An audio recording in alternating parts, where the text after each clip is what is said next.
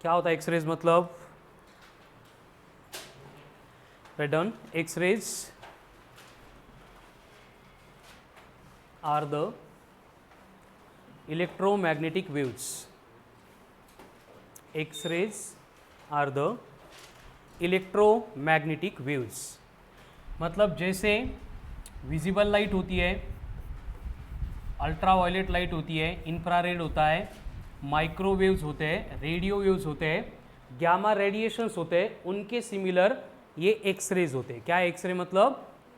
Electromagnetic waves. Next point, it travels through the medium with very high speed. It travels through the medium with very high speed. कितनी? Same as that of electromagnetic wave, मतलब 3 into 10 to the power 8 meter per second. 3 into 10 to the power 8 meter per second.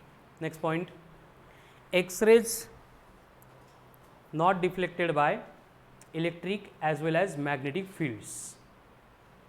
ये cathode rays and X rays confuse करते. मला वाटतं एका एक्झाममध्ये question आला होता, बऱ्याच जणांनी कॅथोड रेजच्या ऐवजी एक्सरे आंसर लिहिलं होतं.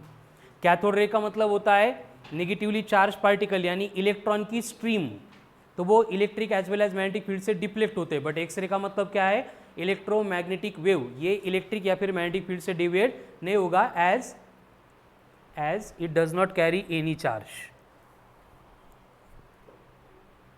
As it does not carry any charge.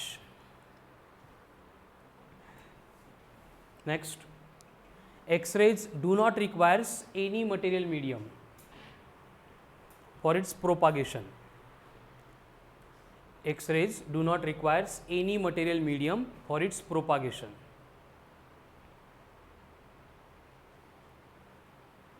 So it can travel through vacuum also. So it can travel through vacuum also. Next, X-rays are very energetic rays or very energetic waves whose wavelength is in the range of 1 angstrom. 1 angstrom के आसपास क्या होती है? इनकी wavelength होती है. ठीक है. एंड 1 एंगस्ट्रॉम से भी कम है तो वो कौन बनेगा फिर? Gamma radiation. ठीक है. 1 एंगस्ट्रॉम, 10 एंगस्ट्रॉम, 100 एंगस्ट्रॉम तक एक्सरे है. ठीक है.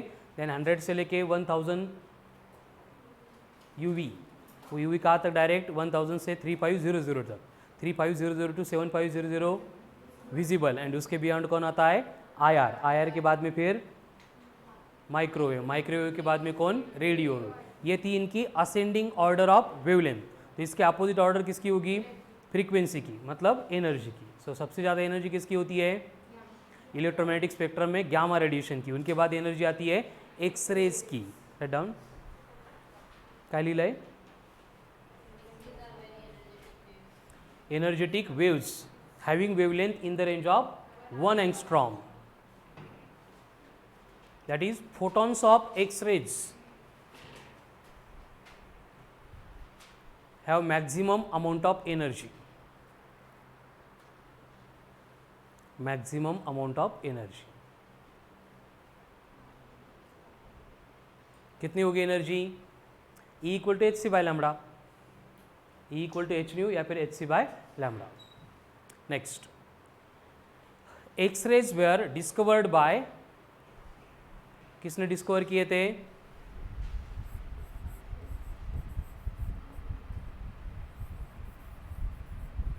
Wilhelm Roentgen. कौन था? रोंटगेन. Wilhelm Roentgen. कैसे डिस्कवरी हुई थी एक्सरेज की? पहले बोला था मैंने. ठीक है ना, हटो देगा नहीं. वो एक्चुअल में वर्क कर रहा था जिसमें उसको अल्फा, बीटा, गामा रेडिएशंस इनका प्रोडक्शन, उनकी प्रॉपर्टी स्टडी करनी थी. बट सडनली उसके एक्सपेरिमेंटल सेटअप पे एक दिन वो बहुत परेशान हुआ और उसने जो सामने स्क्रीन प्लेस की थी वहाँ पे अल्फा, बीटा इनका डिटेक्शन ही नहीं हो रहा था. मतलब वो इलेक्ट्रिक मैग्नेटिक फील्ड उनको डिविएट भी नहीं कर रही थी. तो उसको लगा कि यहाँ पे कोई रेडिएशंस या फिर कोई पार्टिकल इमिट ही नहीं हो रहे. उसी बिटवीन क्या हो गया? त्याची बायको चहा घेऊन आली आणि मग नंतर तो विचार करत बसला, चहा कॉफी काहीतरी असेल, आणि ती समोर उभं राहिल्यानंतर जो काही पाम स्ट्रक्चर होतं त्याचं काय म्हणतो आपण त्याला, स्केलेटन, त्या हाडांचा सापळा काय असतं, स्केलेटन, ठीक है। तो उसका स्केलेटन उसको स्क्रीन पे दिखाई देने लगा। तो फर्स्ट ऑफ ऑल ये ऑब्जर्वेशन था कि ये अलग अल्फा बीटा एंड गामा इनको छोड़ के डिफरेंट टाइप के रेडिएशंस यहाँ पे इमिट हो रहे हैं। इस तरह से एक्सीडेंटली अराउंड 1887 ही एक्सरे का इन्वेंशन हुआ था, ठीक है। बिफोर दैट, उससे पहले मेडिकल फील्ड में क्या करते थे, एक्सीडेंट होने के बाद बोन ब्रेक हुए या नहीं हुए, हाथ पाए मोड़ ले कि नहीं मोड़ ले, कैसे चेक करते थे, पूरा कट करके बाहर निकालना पड़ता था, फिर देखना पड़ता था कहाँ पे डैमेज हुआ है, क्या हुआ है, ठीक है, फिर उसको ठीक करना पड़ता था। एंड बाद में वो रॉड वगैरह इंस्टॉल करते, मालूम है ना, रॉड वगैरह टाकता। उसके बाद क्रैक जो था, वो जॉइंट जो था वो फिक्स हुआ या नहीं हुआ, वो चेक करने के लिए फिर से ऐसा अवगढ़ होता, कळालं ना। बस इस डिस्कवरी के बाद में क्या हो गया, अभी एक्सीडेंट होने के बाद क्या करते, पहले एक्सरे निकालते, एक्सरे के बाद में क्या होता है, समझ में आता है क्रॅक कहाँ पे, म्हणजे पवन सारखा एखाद जर म्हटला की इकडं दुखतंय, बट जर एक्सरेमध्ये आपल्याला क्रॅक खाली दिसला तर आपण इकडं रॉड नाही टाकत, खालीच टाकतो, कळालं ना, कारण पवनला कळत नाही त्या कंडिशनमध्ये काय होते म्हणून, ठीक है। तो इस तरह से एक्सरे यूज़ होते हैं, मैक्सिमम यूज़ इनका मेडिकल फील्ड में ही है, उसका डेंटिस्ट के पास जाने के बाद भी वही होता है, ठीक है ना, मध्ये घुसून बघू शकत नहीं ना, दांत कुठं खराब झाले काय झाले, इसलिए वो क्या करते हैं, एक्सरेज लेते हैं। बट ये एक्सरे जो है बॉडी के लिए हार्मफुल भी होते हैं, इसलिए आपको मालूम होगा छोटे बच्चे हैं या फिर प्रेग्नेंट वुमन है, इनके एक्सरे शक्यतो घेत नाही किंवा एक्सरे डिपार्टमेंट के आजूबाजू में उनको जाने के लिए अलाउ भी नहीं होता है, ठीक है। कोणालाच नसतो, ज्याचा ॲक्सिडेंट झाला का, ज्याला गरजेचं आहे त्यालाच असतं, ठीक आहे, फक्त भारी वाटतं म्हणून 4-4 वेळा एक्सरे काढायचे नाही, ठीक है। उसके बाद सिटी स्कैन, MRI माहिती है का, ऐकलं है, ठीक है। तो ये भी रेडिएशन इफेक्ट रिलेटेड है, बस वहाँ पे थोड़ा सा मैकेनिज्म डिफरेंट होता है, ठीक है। तो एक्सरे किसने डिस्कवर किए थे, बाय विल्हेम रोंटगेन, ठीक है। अब ये एक्सरे से रिलेटेड और एक पॉइंट लिखो आगे, right down, production of X-ray, production of X-ray, production of X-rays is the reverse phenomenon of photoelectric effect. मतलब जो फोटोइलेक्ट्रिक इफेक्ट में होता है उसके एग्जैक्टली उल्टा कहाँ पे होता है, प्रोडक्शन ऑफ एक्सरेज में होता है। अब फोटोइलेक्ट्रिक इफेक्ट में क्या होता है, कौन एक्सप्लेन करेगा,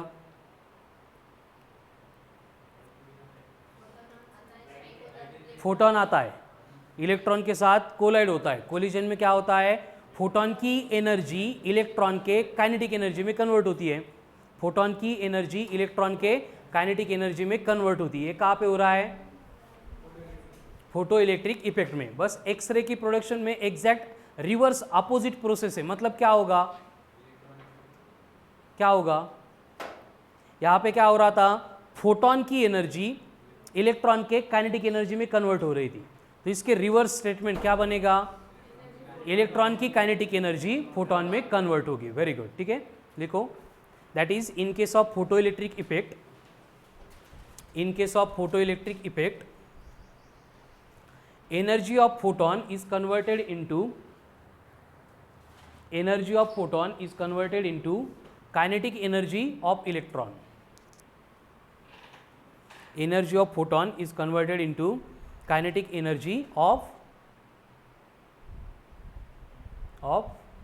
electron, but in case of production of X-rays, but in case of production of X-rays, in case of production of X-rays क्या होगा, kinetic energy of electron is converted into photon.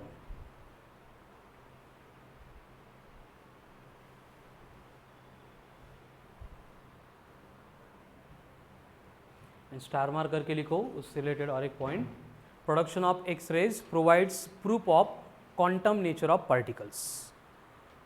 Quantum nature मतलब वही de Broglie वाला, कौन सा, particle behaves like a waves वाला, उसका ही प्रूफ ये प्रोडक्शन ऑफ एक्सरे क्या करता है, प्रोवाइड करता है, ठीक है। Next point, the experimental setup used for the production of X-rays, experimental setup used for the production of X-rays is known as, कौन सा होता है,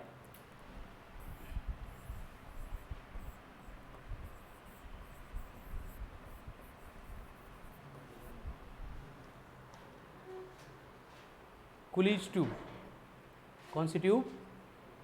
कुलिज ट्यूब। क्या होता है कुलिज ट्यूब में?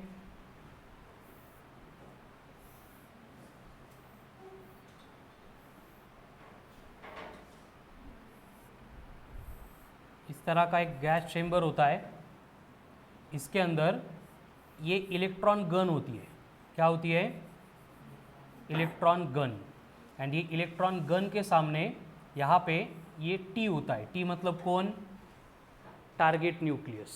टी मतलब कौन? Target nucleus.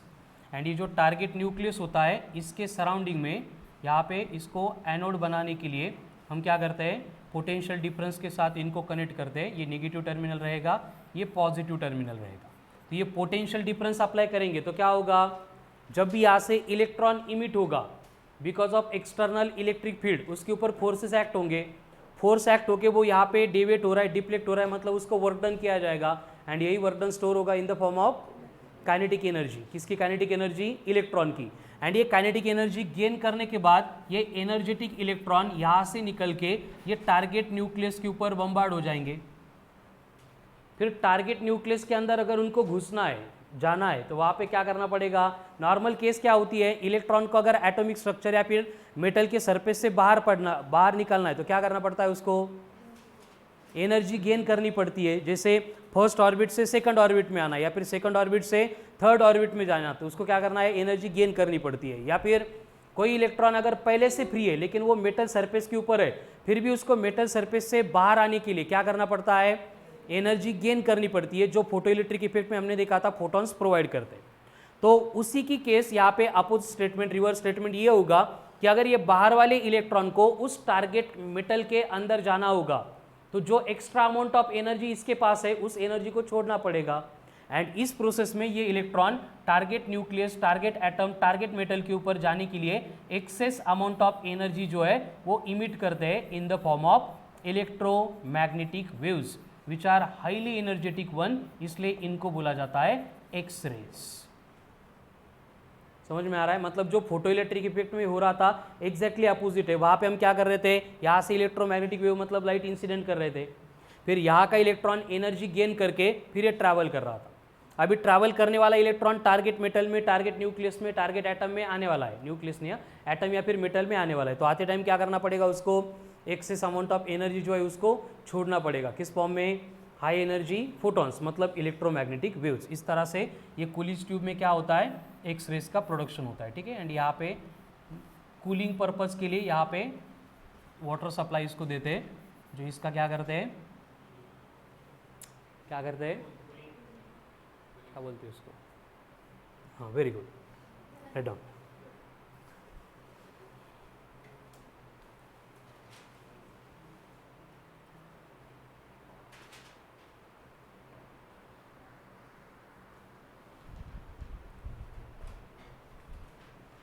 Pawan, Pawan,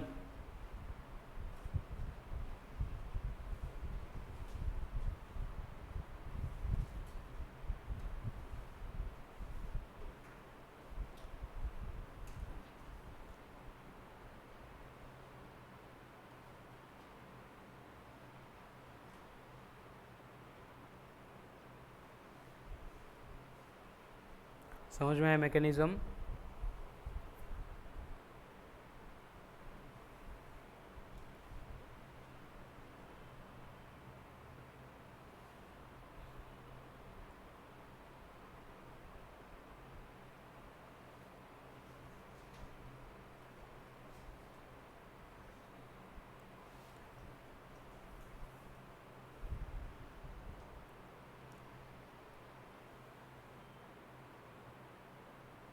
next,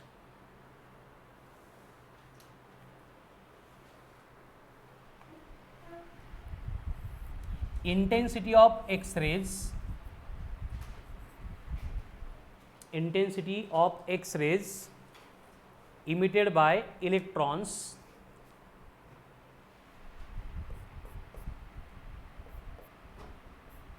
when plotted against wavelength, when plotted against wavelength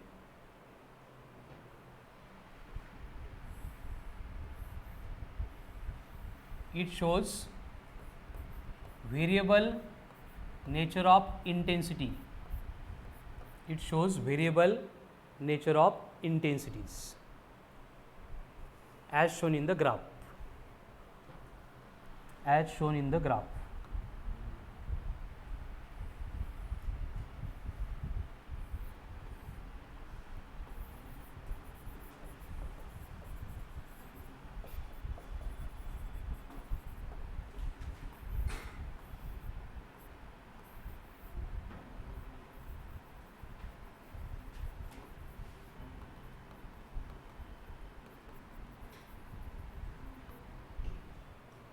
कळते का ग्राफमध्ये काय होतं? पहिले कळालं होतं, आता काही कळत नाही.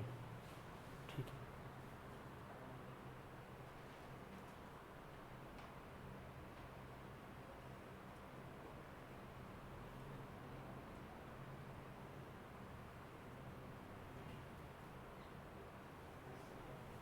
आता कळालं का?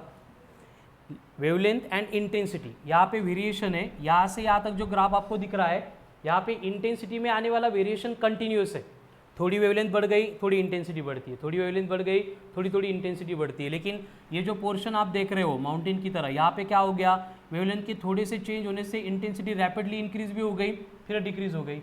अगेन यहाँ पे कंटिन्यूस इंटेंसिटी में वेरिएशन आने लगा. अगेन यहाँ पे क्या हो गया, सडनली इंटेंसिटी बढ़ गई, फिर यहाँ पे अगेन कंटिन्यूसली वैरी हो रही है. समझ में आ रहा है? तो यहाँ पे जो ये कंटिन्यूस चेंज इन इंटेंसिटी था, उस टाइप के एक्सरेज को हम बोलते हैं एज, क्या बोलते हैं,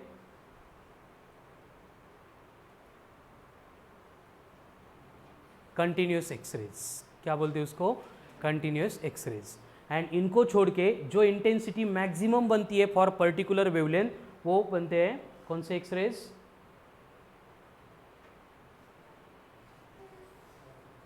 कैरेक्टरिस्टिक्स एक्सरेज. ठीक है. सो इस तरह से एक्सरेज के दो टाइप होते हैं, continuous X-rays and characteristics X-rays. हो गया ग्राफ ड्रॉ करके?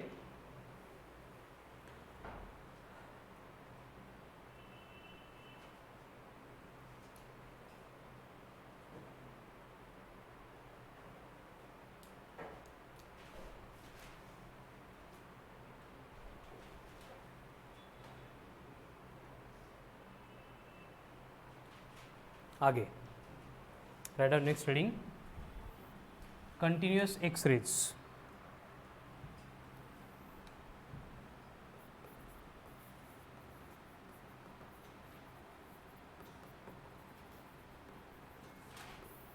क्या होता है कंटिन्यूस एक्सरेज? मतलब right down first point in it. When highly energetic electrons, अब ये हाईली एनर्जेटिक क्यों बना? इलेक्ट्रॉन के पास एनर्जी कहाँ से आ गई? क्योंकि हमने उसको पोटेंशियल डिफरेंस का अप्लाई करके एक्सेलरेट किया था. मतलब हमने वहाँ पे वर्क डन किया था. वर्क डन कितना होता है? Q इंटू वी होता है. बट यही वर्क डन जाके स्टोर होने वाला है in the form of energy of the electron. यानी कि एनर्जी ऑफ द इलेक्ट्रॉन कितनी बन गई? Small E equals to, sorry capital E equals to small E into V. Small E का मतलब इलेक्ट्रॉन, वी का मतलब अप्लाइड पोटेंशियल, ई का मतलब जो एनर्जी इलेक्ट्रॉन ने गेन की थी. ठीक है. तो क्या लिखा है आपने? When highly energetic electron, bracket में लिखो capital E equals to E V, enters target metal, enters target metal,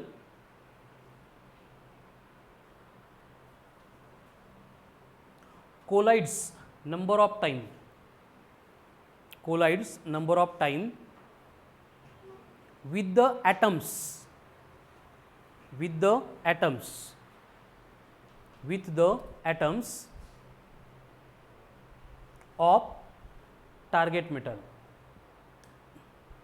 समझ लगा क्या हो रहा है? इमेजिन कर सकते हैं, एकदम हाईली एनर्जेटिक इलेक्ट्रॉन आ गया, मेटल के अंदर घुसने वाला है, लेकिन मेटल किससे बना है? एटम से बना है. इसलिए वो क्या करेगा? रास्ते में आने वाले जितने भी एटम्स है उनके साथ कोलाइड करते करते जाएगा. तो इस हर एक कोलिजन में क्या होता है? इन ईच कोलिजन इलेक्ट्रॉन को अपनी एनर्जी छोड़नी पड़ती है. काइनेटिक एनर्जी उसकी कम हो जाएगी ना, थोड़ा रुकना पड़ेगा. तो ये एनर्जी इमिट करता है, कुछ अमाउंट ऑफ एनर्जी इमिट करता है in the form of electromagnetic waves, and ये इलेक्ट्रोमैग्नेटिक वेव्स की इंटेंसिटी लगभग कांस्टेंट होती है, सेम होती है, इसलिए हम इनको बोल रहे हैं कंटिन्यूस एक्स रेज, एंड कुछ amount of energy in each collision ये इमिट करते हैं in the form of heat, इसलिए हमने कूलिज ट्यूब में वाटर सप्लाई दिया था फॉर इट्स कूलिंग पर्पज। समझ में आ रहा है? राइट डाउन, क्या लिखा है? क्या है?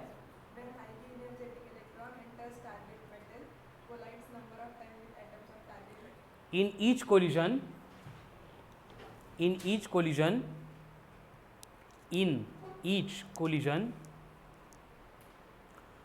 energy of electrons is converted into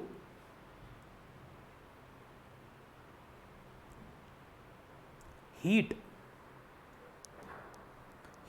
and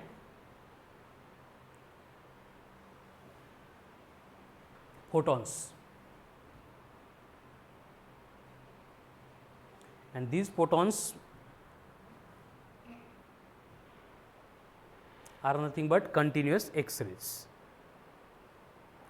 These photons are nothing but continuous X-rays. So wavelength of continuous X-ray क्या बनेगी? लैम्बडा इज इक्वल्स टू, ये देखो एनर्जी मतलब क्या होता है, E equal to H C by lambda, तो lambda क्या बनेगा, एच सी अपॉन, बट यहाँ पे E का मतलब कौन होगा, H C upon E into V होगा। So wavelength of continuous X ray is given by lambda is equals to H C by capital E और H C by E into V. Pawan, what is H C E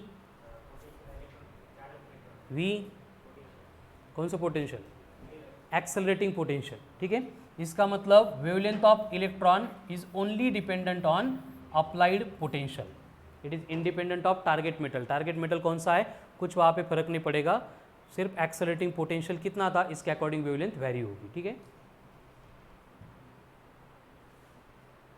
अब यहाँ पे क्या हो सकता है कि जो टारगेट मेटल ने जो अप्लाइड पोटेंशियल है हम उसको जीरो भी लिख सकते हैं, पोटेंशियल कितना है, जीरो है, तो जब पोटेंशियल जीरो होगा तो वेवलेंथ कितनी बनेगी, इन्फिनिटी। पॉसिबल है कि यस नो, पॉसिबल है, इन्फिनिटी वेवलेंथ पॉसिबल है, पॉसिबल है ना, कहाँ नहीं पॉसिबल, क्योंकि वेवलेंथ इन्फिनिटी, इसका मतलब क्या है, E equal to H C by lambda, 1 upon infinity zero, energy zero है।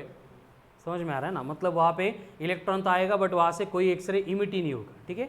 या फिर अप्लाइड पोटेंशियल अगर हम V रखेंगे तो उस केस में वेवलेंथ कितनी हो सकती है, H C upon E into V. इसका मतलब जो वेवलेंथ है वो वैरी करेगी in between infinity to H C upon E V, किसके लिए, फॉर कंटिन्यूस एक्सरेज के लिए।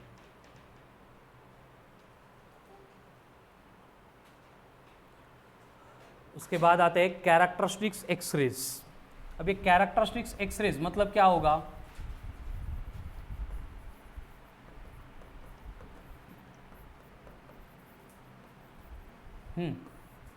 कैरेक्टरिस्टिक्स एक्सरेज मतलब क्या होगा, इसको क्यों बोला होगा कैरेक्टरिस्टिक्स, क्योंकि ईच टारगेट मेटल के लिए ये जो एक्सरे इमिट होता है, जो हमने अभी देखा था ना ग्राफ में, जिसकी इंटेंसिटी बढ़ गई, तो वो इंटेंसिटी जो रहेगी हर एक मेटल के लिए क्या होती है, डिफरेंट होती है। आपका जो पीरियोडिक टेबल है, कौन सा स्टडी करते हैं, कौन सा फॉलो करते हैं आप, मॉडर्न, कौन सा है, किसने बनाया है, कोणते कोणते तीन, सबसे इम्पॉर्टंट मोस्टली ने बनाया था, ये 3 4 5 लय मोठे एकत्र जे आले यांनी स्लाइड चेंजेस केले, ठीक है। बट जो मॉडर्न पीरियोडिक टेबल का जो बेस था वो किसने बनाया था, और मोस्टली का सबसे इंपॉर्टेंट कंक्लूजन क्या था, पर इनवर्सली प्रोपोर्शनल मने elements must be placed according to the ascending order of atomic number and not mass number.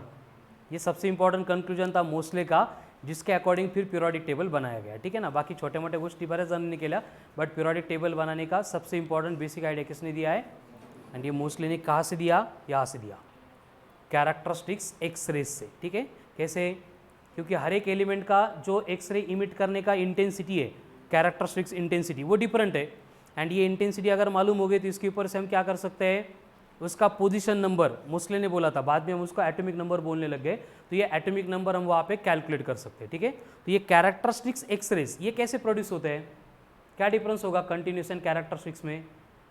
Continuous तो समझ में आ गया, कोलिजन हो रहा है नंबर ऑफ टाइम्स और उस कोलिजन में क्या हो रहा है, थोड़ी थोड़ी एनर्जी इमिट हो रही है hc/ev। तो कंटिन्यूस में क्या होगा, कंटिन्यूस में क्या होगा कि इलेक्ट्रॉन आने के बाद जो एटम से डिफरेंट उनके साथ कोलाइड होने का छोड़ के वो अगर सडनली एटॉमिक स्ट्रक्चर में एंटर करके जो न्यूक्लियस के सराउंडिंग में रिवॉल्व होने वाले इलेक्ट्रॉन है उसके साथ अगर कोलाइड हो गया, तो कभी कभी क्या होता है इस कोलिजन में वो रिवॉल्विंग इलेक्ट्रॉन को उसकी पोजीशन से हटा देता है। समझ में आ रहा है, जो रिवॉल्व होने वाला इलेक्ट्रॉन है, जैसे कि फॉर एग्जांपल ये न्यूक्लियस है, न्यूक्लियस के सराउंडिंग में ऐसे नंबर ऑफ ऑर्बिट में इलेक्ट्रॉन रिवॉल्यूशन परफॉर्म कर रहे हैं, एंड ये एक इलेक्ट्रॉन था जो अभी हाईली एनर्जेटिक इलेक्ट्रॉन यहाँ पे एंटर कर गया, इसके साथ कोलाइड हो गया। कोलिजन में इसने क्या किया, यहाँ का इलेक्ट्रॉन था इसको निकाल के फेंक दिया, तो यहाँ पे क्या होगा, इलेक्ट्रॉन की वैकेंसी क्रिएट होगी, एंड ये वैकेंसी फिल करने के लिए क्या करना पड़ेगा, जो नेबरिंग ऑर्बिट है वहां से एक इलेक्ट्रॉन को जंप करके नीचे आना पड़ेगा। अब इलेक्ट्रॉन अगर higher energy orbit to the lower energy orbit आ रहा है तो उस प्रोसेस में क्या होता है, एनर्जी इमिट होती है। तो अब होगा क्या कि ये आने वाला इलेक्ट्रॉन था उसकी खुद की काइनेटिक एनर्जी, यहाँ पे इसने क्या किया, इसको डिस्प्लेस करते टाइम उसको छोड़ दिया, लिबरेट कर दिया, उसी इंस्टेंट पे, ये इंस्टेंटेनियस प्रोसेस है, ये ऊपर के ऑर्बिट में से इलेक्ट्रॉन जंप करके यहाँ पे आ गया, तो ये दोनों एनर्जी कंबाइन होकर जब साथ में निकलती है तो इनकी इंटेंसिटी ट्रिमेंडसली हाई होती है, इसीलिए हम इसको बोलते हैं कि कैरेक्टरिस्टिक्स एक्सरेज है। ग्राफ में हमने देखा था सडनली इंटेंसिटी बढ़ गई, समझ में आ रहा है। एंड अगर ये इलेक्ट्रॉन के शेल से निकाला गया था तो जो कैरेक्टरिस्टिक्स एक्सरेज है वो कौन से बनेंगे, के बनेंगे। अगर इलेक्ट्रॉन को हम यल से निकालेंगे, एल शेल से, तो कैरेक्टरिस्टिक एक्सरेज कौन बनेंगे, के एल, उसके बाद एम। अगर इलेक्ट्रॉन को हम एम से निकालेंगे तो एक्सरेज कौन से बनेंगे। अब उसमें भी कंडीशन क्या है कि अगर एल शेल में से इलेक्ट्रॉन के में आ रहा है तो वो इमिट करेगा के अल्फा को, कहते कहिए। लेकिन अगर यम इस शेल से इलेक्ट्रॉन के इस शेल में आ रहा है तो वो क्या करेगा, के बीटा को इमिट करेगा। यम के बाद क्या होता है, अगर यन में से इलेक्ट्रॉन, ऐसे होता नहीं कभी, एवढ्याला दूर न्यायची गरज पडत नाही त्याला, इलेक्ट्रॉन आ रहा है तो वो क्या करेगा, के बीटा इमिट करेगा। हाँ, ग्यामा ग्यामा, ठीक है, अल्फा बीटा ग्यामा, पवन।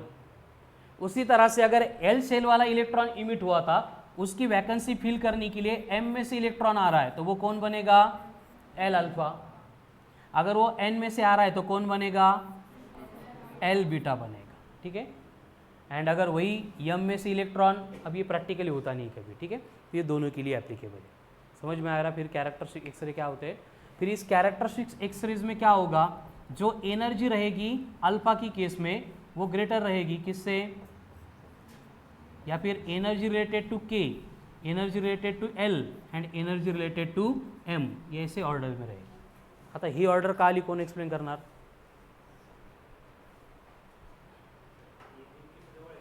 एनर्जी लेवल डायग्राम, समझ में आ रहा है ना। तो एनर्जी डिफरेंस जो है एल एंड के में सबसे हाईएस्ट होता है as compare to that of L and M. फिर यम एंड अदर जो है उनमें क्या होता है, नेग्लिजिबल होता है, ठीक है। तो इस तरह से जो इमिटेड इलेक्ट्रॉन होगा, सॉरी इमिटेड एक्सरे होगा, उसकी एनर्जी वेरी करेगी। एंड इस केस में जो भी वेवलेंथ होती है इमिटेड की वो होती है z माइनस बी का स्क्वायर इंटू 1/n1 का स्क्वायर माइनस 1/n2 का स्क्वायर। अब यहाँ पे लैम्बडा मतलब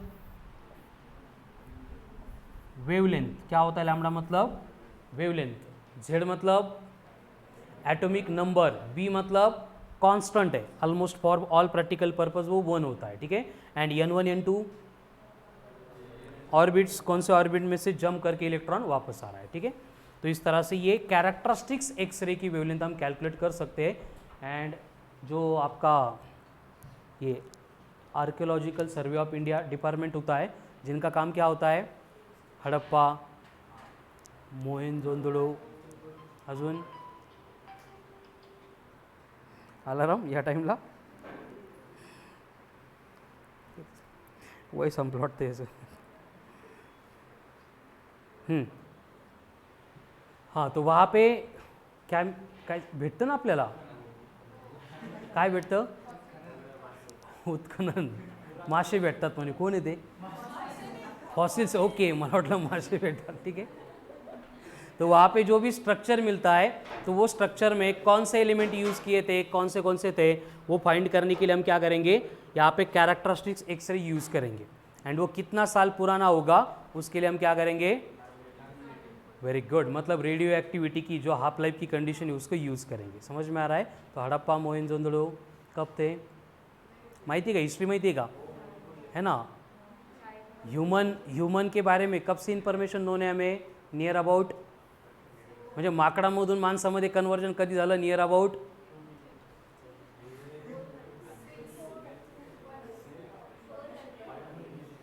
नियर अबाउट 40 लाख ईयर्स का 4 lakh years? Near about 4 lakh years है. समझ में आ रहा है ना. ऐसे बोला जाता है कि 4 लाख बडबड 4 लाख ईयर्स बिफोर सबसे पहिले आफ्रिका में ते कोणते गवत असतात, कोणत्या प्रदेशात येतात ते? और काय डोके चालतं, हत्ती गवत काय असतं आता? ठीक है, ते म्हणजे अफ्रीकन प्रदेश है ना, तो वहाँ पे जो गवत आता है वो थोड़ा हाइट का होता है. तो सबसे पहले जो वहाँ पे माकड़ थे, चिंपांजी का कौन थे आपले पूर्वज? देश होते का. ठीक है. तो वो जो थे ऐसे घूमते थे इधर उधर, और सबसे पहले उन्होंने क्या किया, पेड़ से नीचे आ गए. लेकिन प्रॉब्लम क्या होने लगा कि वो जो गवत था उसकी हाइट इतनी ज़्यादा थी कि एनिमी आ रहा है या फिर कुछ उनको भागना है, रहना है, ये देखने के लिए उनको बार बार 4 पैर को छोड़ के 2 पैर पे खड़ा होकर इधर उधर देखना पड़ता था. चालता था, हाँ, कांगारू सारखं. समझ में आ रहा है ना. तो चलते चलते वो देख ही नहीं पाते थे, इसलिए उन्होंने क्या किया, सबसे पहले ऐसे खड़ा होकर देखना शुरू कर दिया. But number of time, generation to generation, उनको आदत हो गई की बघायचं असेल उभं राहावं लागतं, त्याच्यापेक्षा आपण उभं राहायला चाललो तर. फिर वो बैलेंस करने का ट्रिक सीख गए एंड धीरे धीरे 4 पायावरून ते 2 पायावर आले. फिर वहाँ से डेवलपमेंट शुरू हो गई. फिर वहाँ पे जो बॉडी का स्ट्रक्चर था वो चेंज हो गया एंड जो आगे के 2 पैर थे उनका कन्वर्जन थोड़ा सा, मतलब पहले चारों पैर सेम लेंथ के हुआ करते थे, फिर ऊपर के 2 पैर थे उनकी लेंथ धीरे धीरे कम होने लगी. समझ में आ रहा है ना. उसकी लेंथ कम होने से क्या हो गया, वर्टिकल बैलेंसिंग थोड़ी सी ईजी हो गई. उसके साथ में जो आपला पायाचा पाम असतो पहिले हॉरिझॉन्टल हुआ करता था, बरोबर आहे की नाही. बट उभं राहताना आपल्याला काय करतं, थोडंसं हाईटवर बघायचं असेल आपल्याला त्याला ॲडजस्ट करावं लागतं. उस एडजस्टमेंट के लिए वो हॉरिझॉन्टल की जगह पे थोड़ा सा कर्व आ गया. कळालं ना. ते ज्यांचे हॉरिझॉन्टल पाय असतात, ठीक आहे, नेक्स्ट पॉइंट. खूब पुण्यवान लोग असतात, गुणी लोग असतात ते. ठीक है. तो उसके बाद में ये डेवलपमेंट होने लगी. फिर उन्होंने क्या किया, धीरे धीरे अफ्रीका से एंटर किया सबसे पहले कहाँ पे, एशिया में. एंड एशिया में आने के बाद सबसे पहले इजिप्ट, ईरान, एंड उसके बाद में सिंधु, इंडिया पाकिस्तान बॉर्डर, मतलब हड़प्पा मोहनजोदड़ो, वहाँ पे आ गए. समझ में आ रहा है. वहाँ पे फिर उनको पानी मिला, रिवर थी, है ना, ज़मीन पण चांगली होती, इसलिए वहाँ पे वो सेटल हो गए. ये सारी हिस्ट्री फिर ऐसे आते आते 10,000 ईयर्स तक हमें कुछ भी मालूम नहीं था, अब हम ऐसे एज्यूम कर रहे थे. फिर 10,000 ईयर्स बिफोर ह्यूमन बीइंग जो है वो बहुत ज़्यादा डेवलप हुआ था. उसके बाद में ये हड़प्पा मोहनजोदड़ो ये लास्ट उस जनरेशन के लास्ट है. समझ में आ रहा है ना. नियर अबाउट 3500 BC तक. बट उसके बाद में क्या हुआ, वहाँ से लेके नियर अबाउट 1500 BC म्हणजे मधले 2000 वर्ष जे आहेत यांचे प्रूफ कोणाकडेच काहीच नाही. काय झालं आपल्याला माहीत नाही. जे हडप्पा मोहनजोदड़ो हे होते तोपर्यंत त्याच्या अगोदर सगळं माहिती आहे आपल्याला. बट त्यानंतरच्या 2000 वर्षामध्ये काय घडलं त्याच्याबद्दल आपल्याकडे एक सिंगल इन्फॉर्मेशन पण नाही.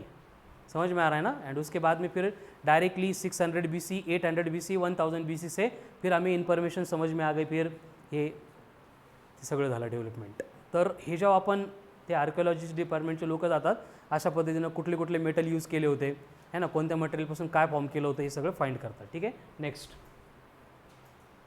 क्या लिखा आहे, हे लिहिलं नाही, हे लिहा ना. मग हे असं नका लिहू, हे जरा कळेल असं लिहा.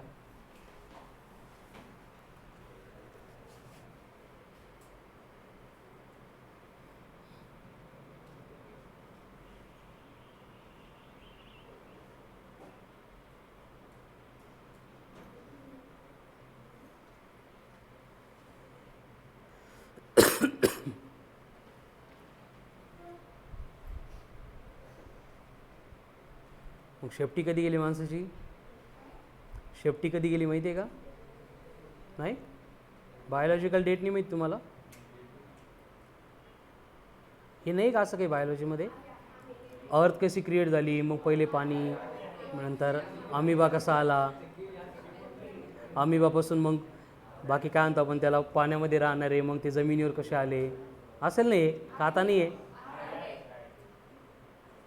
आमच्या काळात होतं असं काहीतरी. नेक्स्ट,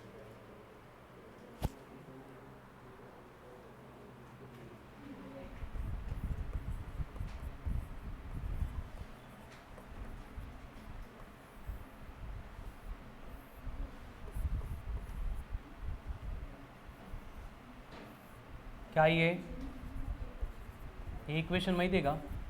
काय आहे? व्हेरी गुड, माहिती आहे तुम्हाला? कसं काय आहे केमिस्ट्रीमध्ये? Write down. Moseley's law. काय हे म्हणतात पवन तू? काय पण हे म्हणजे काय?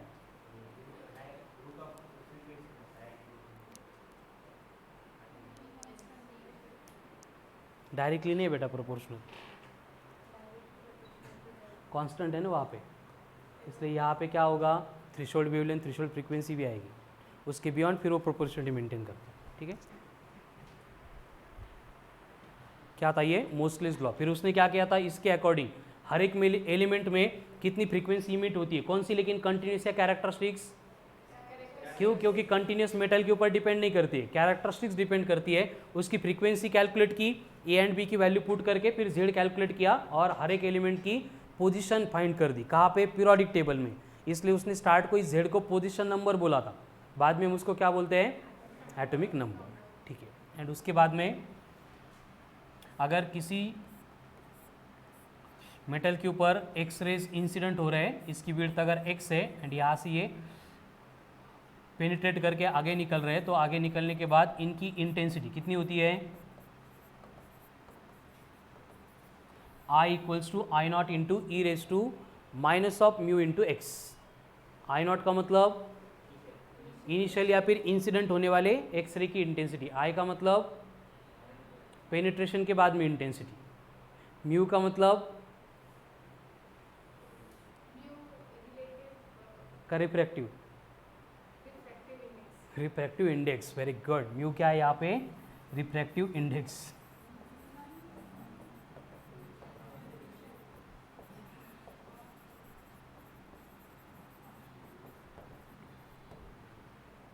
Coefficient of absorption. And what is x? Thickness.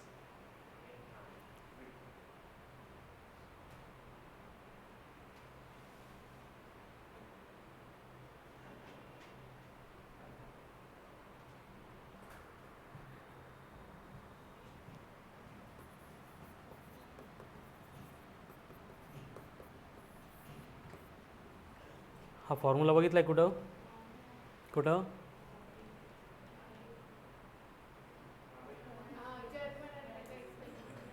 Deviation and Germer experiment में. ठीक है, ब्रैग्स डिफ्रैक्शन पैटर्न. तो एक्सरे क्या करते हैं, जब भी किसी भी क्रिस्टल के साथ डिफ्रैक्ट होते हैं, मतलब उसके ऊपर इंसिडेंट होते हैं, तो उनका क्या होता है? डिफ्रैक्शन होता है. उस डिफ्रैक्शन में ये ब्रैग्स डिफ्रैक्शन पैटर्न भी फॉलो करते हैं. 2d sin theta is equals to n into lambda, where lambda is the wavelength, n is the कशाचा नंबर? जितके काय? फोटॉन.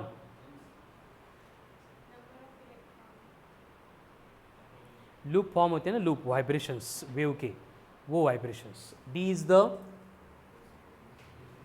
एटॉमिक सेपरेशन, थीटा मतलब इंसिडेंट एंगल, जिसको हम कैलकुलेट करते थे कैसे? 180 माइनस 5/2. ठीक है, तो वो क्या करता है? फॉलो करता है. इतना क्या जैसा एवढा यूज नहीं है, बट ये इलेक्ट्रॉन की तरह बस एज ए वेव, या फिर वेव नेचर कैसे बिहेव करता है इसके लिए बस रिलेट करके दिया. ठीक है, so this is all about X-rays. X-rays से रिलेटेड जो क्वेश्चंस थे ऑलरेडी वर्कशीट में मैंने इंक्लूड करके दिए थे. जो आपको रेडियो एक्टिविटी एंड न्यूक्लियस की वर्कशीट है उसमें कुछ क्वेश्चंस मिलेंगे जिसमें एक्स रिलेटेड क्वेश्चंस है. ठीक है, ज़्यादा वर्क नहीं करना एक्स रिलेटेड. तो यहाँ पे हमारा मॉडर्न फिजिक्स में से सबसे important topic dual nature, nucleus, atom and X-ray complete होता है. From tomorrow morning at 11 AM हम स्टार्ट करेंगे डिस्कशन अबाउट सेमी कंडक्टर अर्धवट कंडक्टर, ठीक है। एंड आज 4 PM to 6 PM we have to start discussion about electrostatics, ठीक आहे ना। काही लोकांना 4 to 6 जमत नव्हतं, त्यामुळे त्यांच्या जेवणासाठी आपण काय करतोय 12:30लाच लेक्चर कंप्लीट करतोय, जेणेकरून त्यांना 4 वाजता येणं पॉसिबल होईल। पण जर आता 4 वाजता नाही आले ते, तर त्यांना आपण असा टाइम ठेवू की जेवण पण होणार नाही, झोप पण होणार नाही, ठीक है। चलो, एंड इसके डाउट्स, वर्कशीट कितनी है, 4 वर्कशीट अटेम्प्ट करके हो गए सब। तो 1 by 1 आज से हम टुनाइट स्टार्ट करेंगे रात में, ठीक है। टाइम जो है कौन सा टाइम है, 10, एवढं लेट नाही,